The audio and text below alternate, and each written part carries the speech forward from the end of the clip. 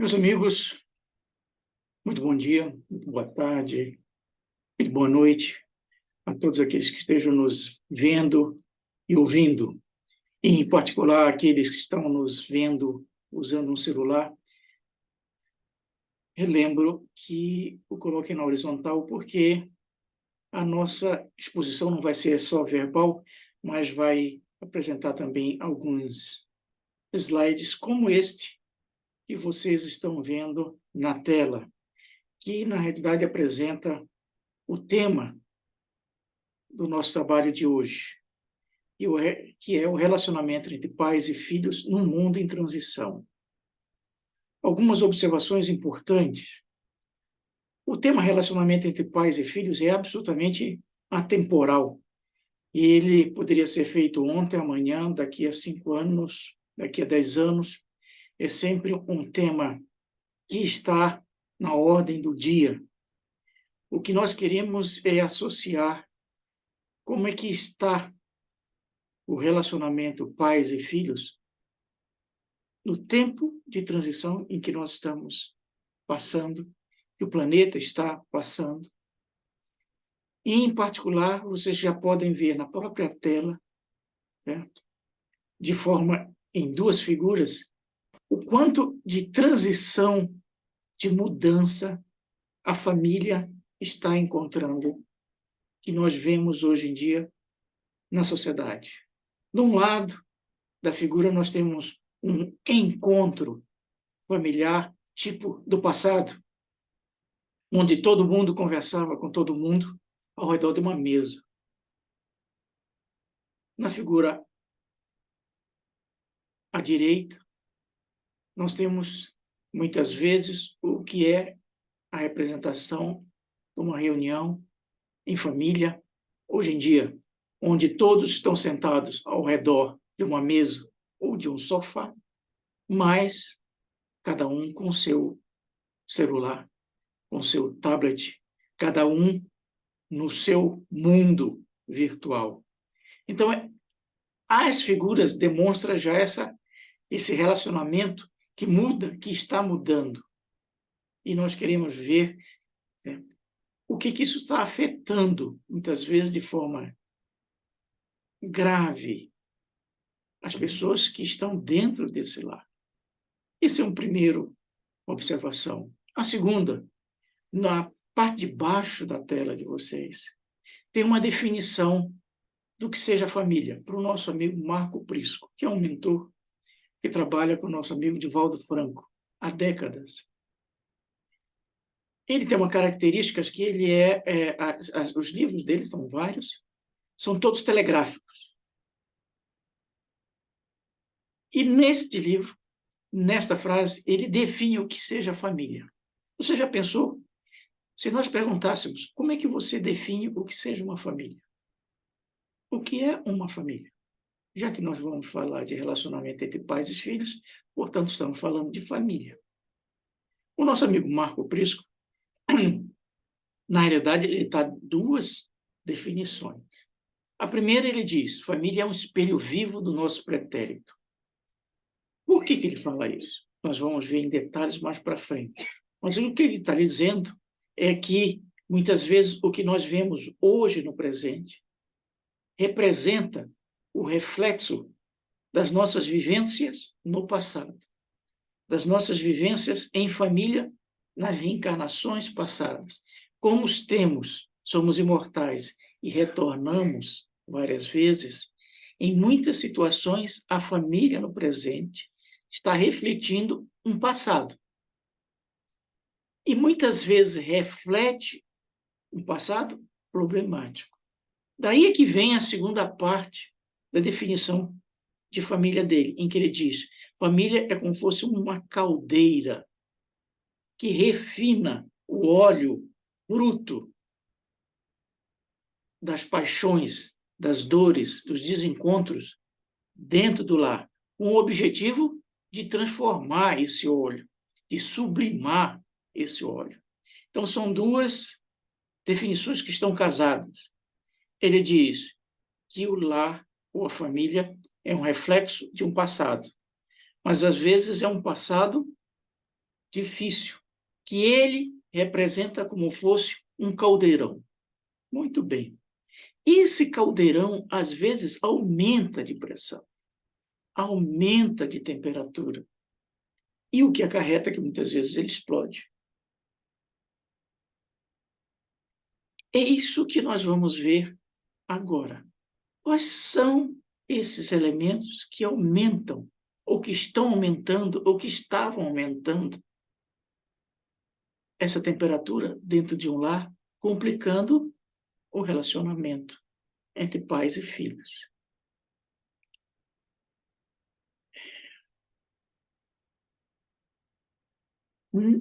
Neste mês de maio de 2023, no começo de um mês, a Organização Mundial da Saúde decretou o fim da pandemia, da Covid-19. Na realidade, não é que a Covid tenha desaparecido, ela permanece no ar. Só que ela, em vez de transformar-se agora numa epidemia, se transformou numa endemia, ou seja, é algo como uma gripe ou semelhante, que vem e volta sem causar grandes transtornos para a sociedade. Nós colocamos na tela de vocês uma foto que, para mim, representou a pandemia. Essa foto foi tirada no dia 27 de março de 2020, portanto, há mais de 3 anos. Porque em maio de 2023, portanto, passando 3 anos, é que a organização encerrou a Covid. A foto mostra o Papa celebrando uma missa na Praça de São Pedro, absolutamente vazia. Era o ápice, certo, da pandemia, onde todos e por todas as razões tinham de ficar em seus lares, recolhidos, e mesmo assim ele achou por bem fazer e celebrar uma missa. A pandemia, a Covid, criou uma série de impactos na sociedade. Um desses é o que a foto mostra. No trabalho, nas universidades, nos centros espíritas e nos lares. A pandemia durou 3 anos. Ela, na realidade, representou um elemento na transição. Foi um dos marcos desta transição. E muitos poderão estar pensando, mas é isso que você é que está falando. Será que a transição realmente foi um marco, foi um aviso, um alerta, um elemento que aumentou a pressão na sociedade e nos lares? Sim. Nós encontramos num livro psicografado do Emmanuel, psicografado pelo Chico, há 50 anos, em 1970, em que ele tem uma mensagem que as pessoas leram há 50 anos, leem há 50 anos, e não viram que ela era profética. Ele diz, época de transição, é algo que vocês repetem a todo momento. E o que ela representa? Isso ele falando há 50 anos atrás, sem Covid, sem nada. Representa, muitas vezes, essa transição, conflitos, desencarnações em massa, acidentes nos lares, desvinculações violentas, dramas no instituto doméstico, incompreensões, moléstias de origem obscura. Esta mensagem do nosso amigo Emmanuel, eu diria, ela foi totalmente profética e totalmente realizada. O que nós vimos de 1970 a 2023 são os conflitos, inclusive o que está ocorrendo entre a Rússia e a Ucrânia. Desencarnações em massa, nós vimos em 2004 o tsunami na Ásia. Desvinculações violentas é o outro nome que nós hoje damos como femicídio, que são os assassinatos, as mortes, as desvinculações, as separações violentas. E, por último, que nós deixamos, a mensagem é muito maior, moléstias de origem obscura, que é a Covid. Então, o nosso amigo Emmanuel, ele estava, na realidade, fazendo um alerta para nós, 50 anos atrás, antecipando o que iríamos viver nesses 50 anos à frente. Onde uma delas foi a Covid, que são exatamente essas moléstias de origem obscura. A Covid continua sem saber onde nasceu, como é que ocorreu, quem foi o primeiro, de onde surgiu, dúvidas permanecem. Para nós aqui é importante é que a pandemia teve um impacto enorme no relacionamento pais e filhos. Um impacto enorme na família. Que impactos? Nós selecionamos 4 que estão na tela de vocês, das quais nós vamos ver, na realidade, 2, que são os 2 últimos que estão na tela e que estão em vermelho. Quais são os 4? Primeiro, que nós denominamos, houve um aumento da solidão familiar ou grupal. Um aumento da solidão familiar ou grupal. A pandemia, em função de as pessoas terem de se recolher dentro dos lares, ficarem fechadas, aumentou drasticamente a solidão dentro dos lares. Por quê? Porque, ao mesmo tempo que houve a reclusão, houve uma explosão da comunicação virtual. Então, criou-se ilhas dentro dos lares, dentro do trabalho, dentro dos escritórios, dos restaurantes, tudo. Criou-se ilhas. Então, houve um acréscimo, um aumento da solidão entre 4 paredes. Afora disso, no caso específico da pandemia, houve um distanciamento enorme com os idosos, porque eles estavam na faixa crítica, tinham que ficar em casa, aqueles que não tinham celular ou que não sabiam ou não sabem usar o celular, ficavam absolutamente ilhados. Por outra parte, muitas vezes, lares que tinham sido separados antes da pandemia, em que um filho ficava com um marido ou a esposa, em função da pandemia, criou-se um distanciamento ainda maior. Então, é esse recrudescimento, esse aumento da solidão familiar, em que a pandemia veio colocar uma pressão, aumentou, era uma caldeira, muitas vezes. Essa caldeira subiu a temperatura. Segundo ponto, são dificuldades no suporte aos resgates familiares. O que significa isso? Significa que a pandemia e durante a transição, muitas vezes as famílias deixaram de, muitas vezes, dar o suporte adequado aos seus filhos, seus parentes que tinham problemas e doenças crônicas, né? Um câncer, um Alzheimer, um autismo e outras enfermidades que demandam uma convivência permanente, um trabalho permanente e que a pandemia veio criar uma série de obstáculos, aumentando a depressão, a obsessão. Então, são impactos que a pandemia aumentou, porque elas já existiam na transição. Terceiro, agravamento das diferenças reencarnatórias. Familiares em guerras frias, desvinculações. O que nós observamos, que nós já falamos dessas desvinculações, houve um aumento significativo de separações nos lares. Por quê?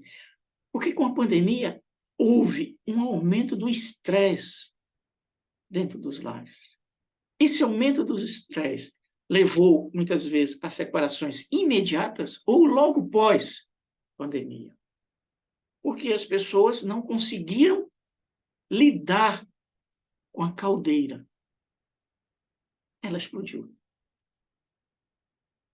Ou então, o que é muitas vezes mais problemático, são essas guerras frias. O que é uma guerra fria? É aquela que você não usa um revólver, que você não usa a pólvora, que você não aquece, que você não usa algo que vá levar a um fogo, outro. É uma guerra fria. E são essas guerras frias? Dentro dos lares.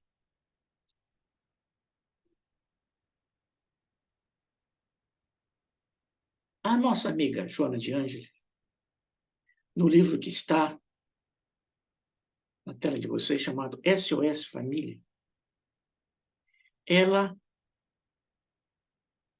fez esse livro na década de 80, portanto, há 40 anos atrás, mais precisamente em 1984. Por quê? Porque 1984 foi o Ano Internacional da Família feito pela ONU. Então, ela congregou num livro várias mensagens sobre família, exclusivamente sobre família. E num desses capítulos, ela diz o seguinte: há mais enfermos no mundo do que se supõe que existam. Se eu parasse aí, vocês poderiam dizer que eu estou falando do quê? De câncer, da Covid, da depressão, do Alzheimer? Sim, também. Porque ela complementa. Isso ocorre porque no reduto familiar, portanto, dentro dos lares, raramente se tem a conversação edificante, o entendimento fraterno, a tolerância geral ou o amor desinteressado. Ou seja, em síntese, ela está dizendo que há enfermos no mundo mais do que a gente identifica, porque o relacionamento entre pais e filhos dentro do lar está muito comprometido, porque as pessoas não conversam, não se entendem, não se aceitam de uma forma desinteressada. E daí enfermam, não pela Covid, não por um câncer, mas enfermam de outra forma. Ela foi, eu diria, sutil na explanação dela. Porque o nosso amigo Humberto de Campos, num livro também editado antes desse, chamado Luz no Lar, pelo Chico, que também reúne só mensagens sobre família, ele, o Humberto de Campos, diz o que está na tela de vocês, que ainda é mais cru sobre a questão da caldeira, que aumenta sob pressão, que está sob pressão e estava sob uma pressão enorme durante a pandemia e está sob uma pressão enorme durante a transição que nós estamos vivendo, planetária. Ele diz: os hospitais, e principalmente os manicômios, apresentam significativo número de enfermos. Se novamente nós parássemos aqui, poderíamos dizer: é verdade. Os hospitais se multiplicam, os enfermos aumentam, e os hospitais estão sempre cheios. Mas ele complementa: apresentam significativo número de enfermos que não passam de mutilados espirituais dessa guerra terrível e incruenta na trincheira mascarada sob o nome de lar. Vejam bem, ele não está dizendo que os hospitais, os manicômios, estão repletos de cancerosos, de pessoas que têm Alzheimer ou que têm Covid, mas eles estão repletos de mutilados espirituais, frutos das guerras dentro das trincheiras dos lares. Ele complementa: Existem pais que não toleram os filhos e mães que se voltam contra os próprios descendentes. Há filhos que se rebelam, inimigos dos pais, e irmãos que se exterminam dentro de um magnetismo de antipatia congênita, dilacerando uns aos outros com raios mortíferos e invisíveis, frios, do ódio e do ciúme, da inveja e do despeito, apaixonadamente cultivados no solo mental. Em função disso é que nós compreendemos, então, a frase da nossa amiga Joana de Ângeles. Há enfermos muito mais do que a gente supõe, porque dentro do lar não tem a conversação, o entendimento, a tolerância, portanto, tem uma guerra. Essa guerra mata.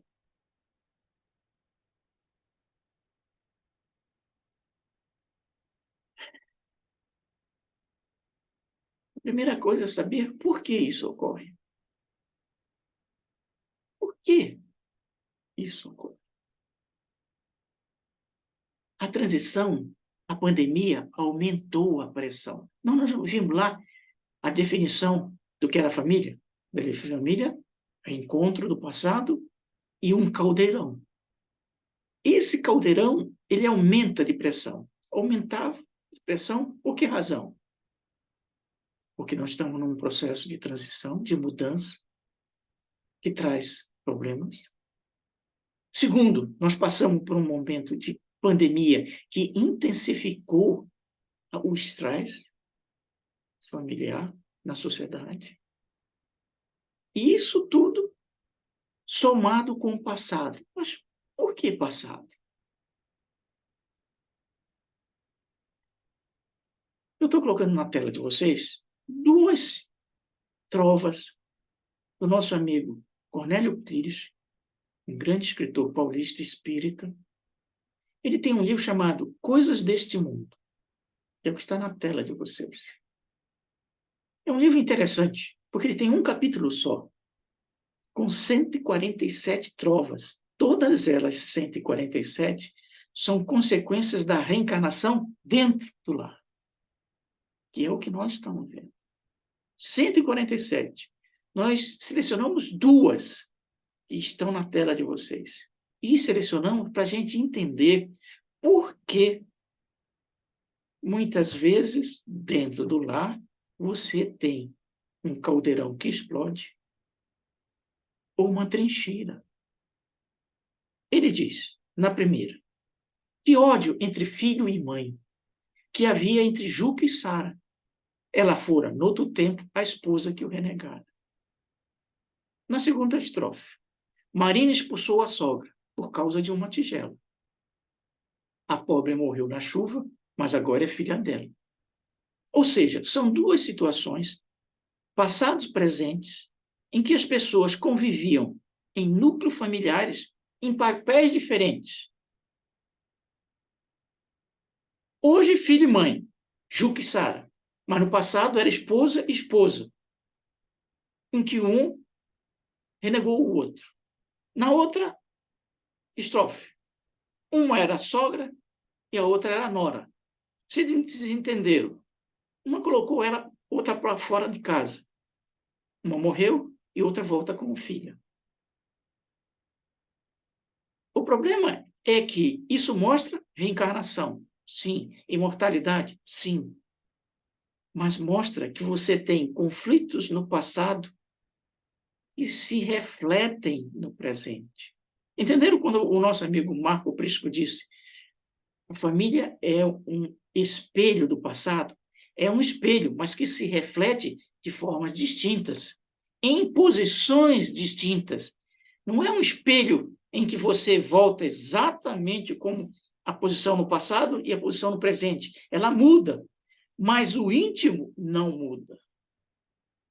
Mas, muitas vezes, nós ouvimos, mas a reencarnação a gente não esquece. Eu não me lembro do que fui, onde estava, com quem estava, onde vivi. Por que isso ocorre, então?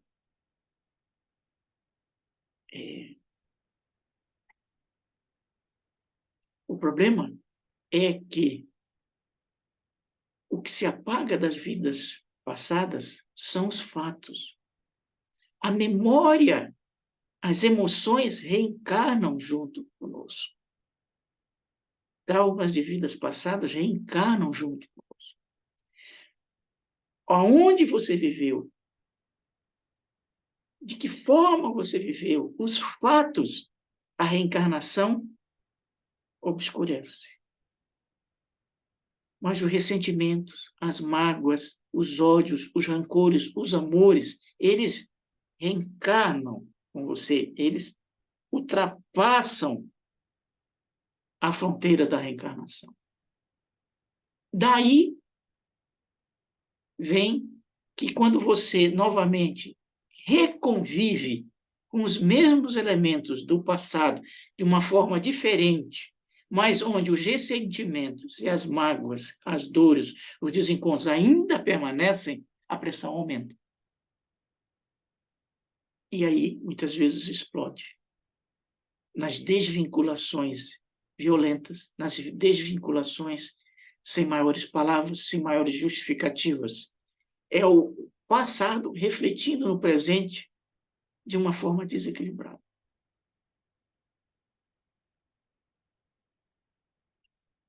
Isso, a pandemia, a transição planetária, ele veio aumentar a temperatura.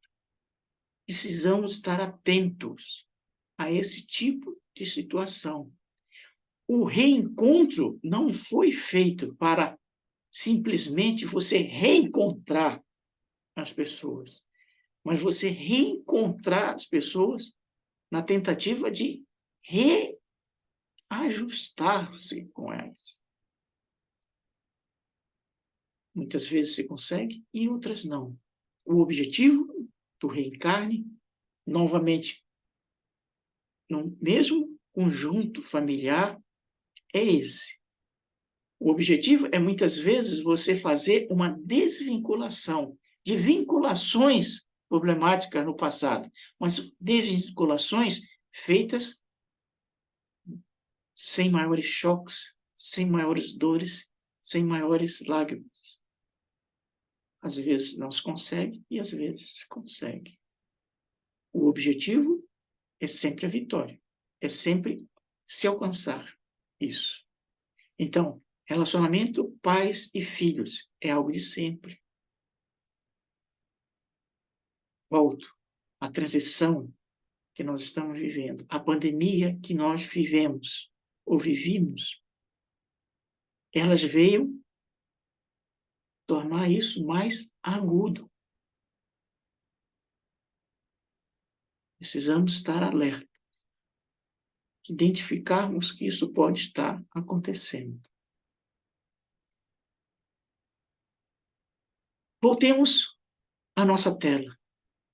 Vimos a questão do agravamento, ou das guerras, das desvinculações, o porquê. Compreendemos hoje o presente como muitas vezes um reflexo do passado, mas um reflexo de um passado difícil, que se reflete num presente, numa situação em que, muitas vezes, a pressão da caldeira sobe tanto que explode. O objetivo não é esse. Segundo, e por último, a terceirização do amor. O que é isso? É uma situação que reflete também a ação da transição planetária, e em especial também da pandemia. De onde que a gente tirou esta frase? Terceirização do amor. Muito bem. Vocês estão vendo? Eu coloquei na tela a foto de um livro chamado A Família, Último Lugar, interrogação. E uma foto de um homem. O nosso amigo é o autor, Hélio Fraga. Ele desencarnou há um ano, exatamente dentro da pandemia, com 84 anos. Ele era escritor, jornalista, nasceu em Goiás, mas viveu a vida toda em Belo Horizonte e em Minas. Neste livro, ele faz uma pergunta para a gente, que eu faço para vocês. Ele diz: o pai moderno, com que prazer e orgulho a cada ano ele preenche sua declaração de bens? Vocês já preencheram? Para o imposto de renda. Cada nova linha acrescida foi produto de muito esforço e de muito trabalho. É uma verdade. Mas ele pergunta: qual o valor mais alto, qual a parte mais importante da declaração de bens? Todo mundo já fez a declaração de bens. Está passando, está chegando o tempo. Nós perguntaríamos: qual é a parte mais importante da declaração de bens? A relação de bens? Os pagamentos que você fez? Os descontos que você vai ter? Qual é a parte mais importante da declaração de bens? Sua. Nossa. 30 segundos para pensar. Essa é a pergunta, que tem a ver com a terceirização. A palavra, não foi ele que criou. Ele veio dar a pergunta central do nosso trabalho. Qual é o valor mais importante da sua declaração de bens? Algo que nós estamos vivendo agora.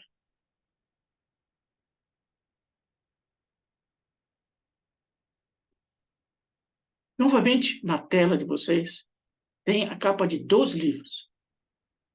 O de cima é exatamente de onde nós tiramos a expressão. É um livro, professor emérito da Universidade de Campinas, na verdade, um ex-reitor da Universidade de Campinas, nosso amigo professor José Martins Filho. Ele tem um livro chamado A Criança Terceirizada. Fininho, assim, fininho, quase nada. E ele tem como subtítulo exatamente A Criança Terceirizada. E no capítulo 6 do livro, ele diz os descaminhos das relações familiares no mundo contemporâneo, que é exatamente o nosso tema. Ele diz: claro que a qualidade do relacionamento no lar é muito importante. Mas qual o mínimo de tempo considerado ideal? 10 minutos por dia? Entenderam? Ele começa com um questionamento. O relacionamento no lar é importante. Eu, você, qualquer um que esteja nos ouvindo, concorda. Aí ele questiona. Me quantifique isso. O que é o tempo mínimo ideal? 3 ou 4 beijinhos apressados antes de sair correndo para o trabalho?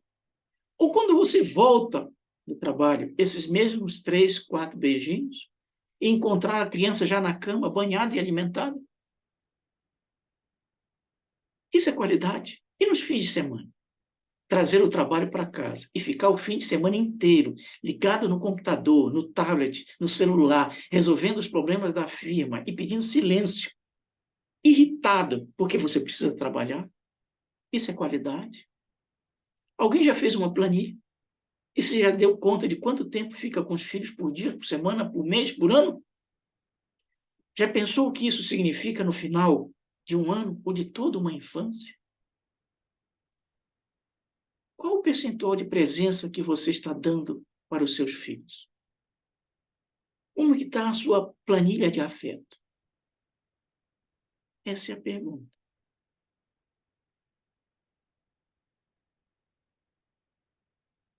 E por que ele faz isso? Ele faz porque os pais, muitas vezes, estão terceirizando os filhos.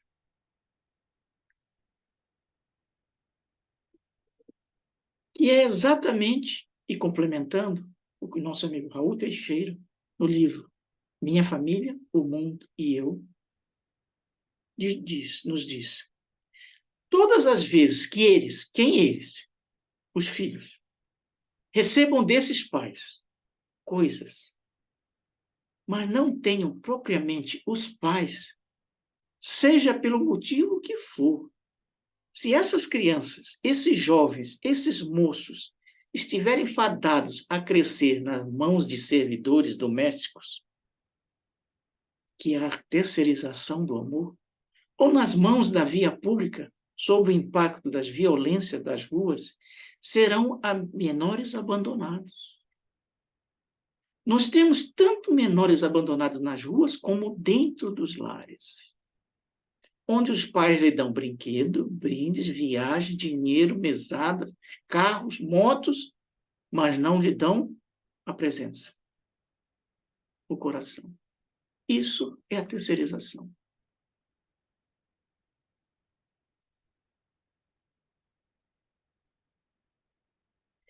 É em função disso que o nosso amigo Hélio Fraga fez a pergunta. Porque essa forma de ver, ela se reflete na declaração de bens.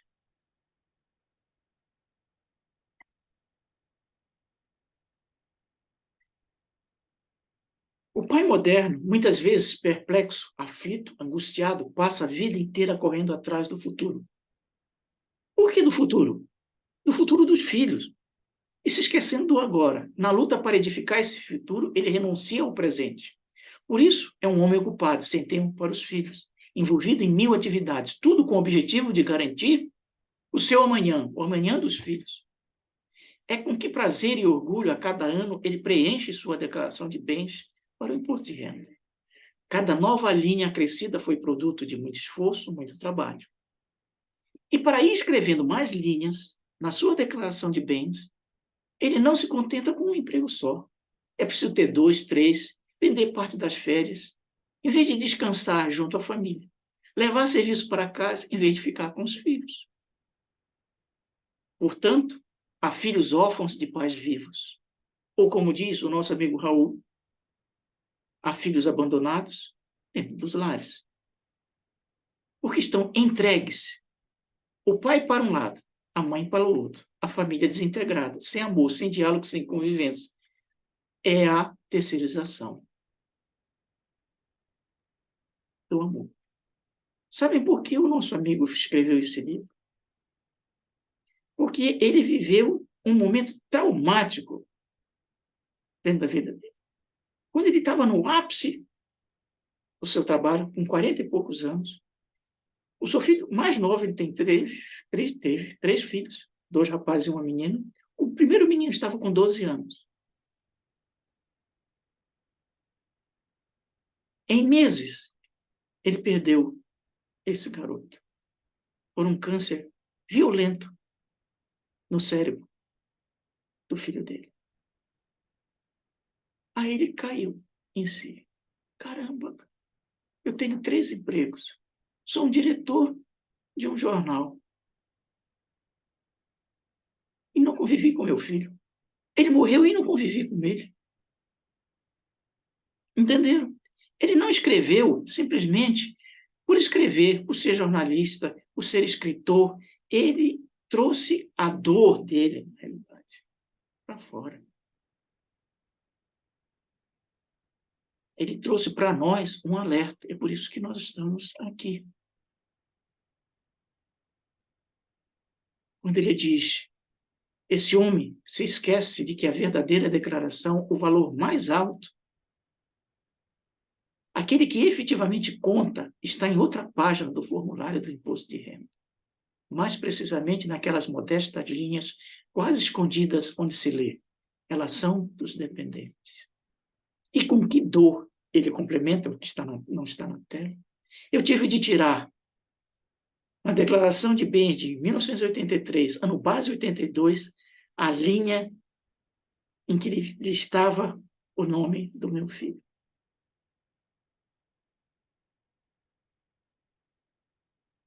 São pais e bens no mundo de transição.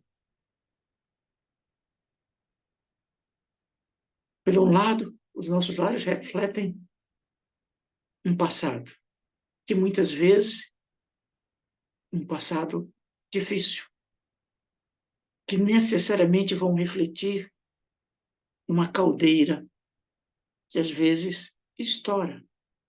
E por um outro lado, muitas vezes eu, em vez de procurar e ver essa caldeira, eu luto para que lá fora eu traga coisas para a caldeira. Esse é o alerta que o nosso amigo Hélio Fraga está nos trazendo. E muitos poderiam perguntar, mas isso é de hoje. Você está falando em 2023. Nós não falamos aqui que o nosso amigo Emmanuel fez a projeção, a exposição, a antecipação, na década de 70, do que nós iríamos e estamos passando?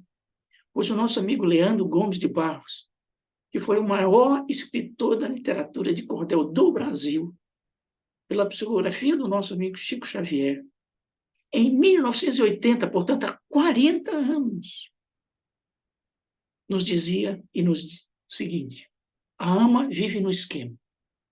O neném quer conversar. Papai, porém, não tem horas para carinho no lar.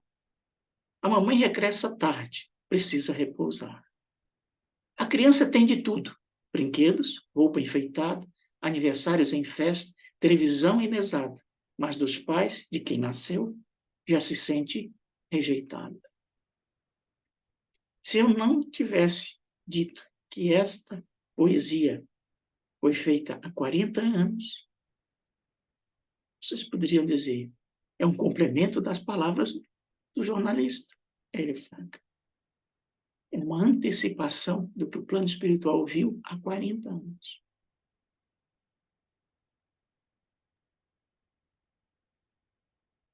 Vocês vão receber todo um trabalho muito maior do que nós expomos aqui, nesses poucos minutos. E um grande abraço a todos, e todos nós possamos efetivamente preencher as nossas declarações de imposto de renda, refletindo o nosso trabalho, a nossa luta, o nosso esforço, sem a menor dúvida, mas que também a gente possa ver e olhar para aqueles que estão dentro do caldeirão, que estão convivendo dentro desse mundo em transição difícil, que todos nós possamos vencer. Um grande abraço a todos e nos vemos no futuro.